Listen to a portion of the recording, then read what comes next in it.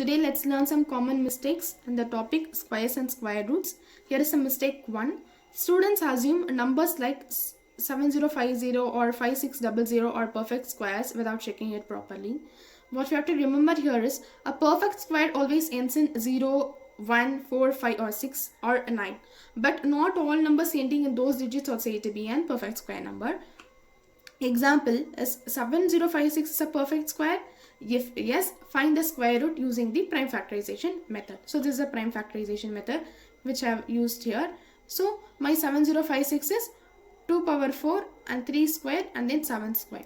So let me root of 70566. For 2 power 4 now it's 2 square, 3 square now 3, 7 square now it's 7. So 2 square is 4 into 3 into 7 is 84.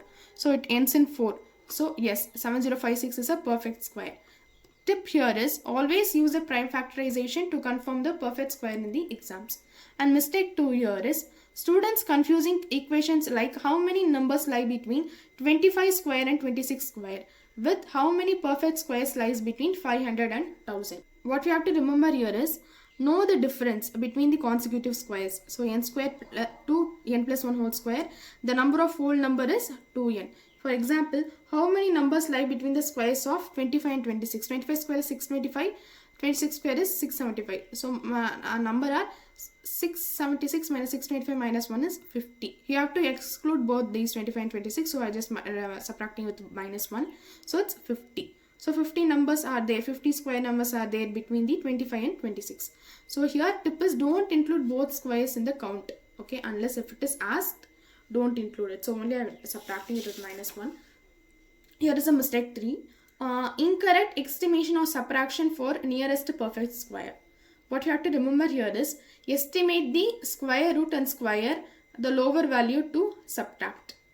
Example, find the least number which must be subtracted from 5607 to get a perfect square. Here is my estimation. Normal estimation 5607 is, let me take 74.9. So now let me find it of 74 square is 5476. So let me subtract the both. So it's 131. So this is a least number which will be subtracted from is this to get a perfect square.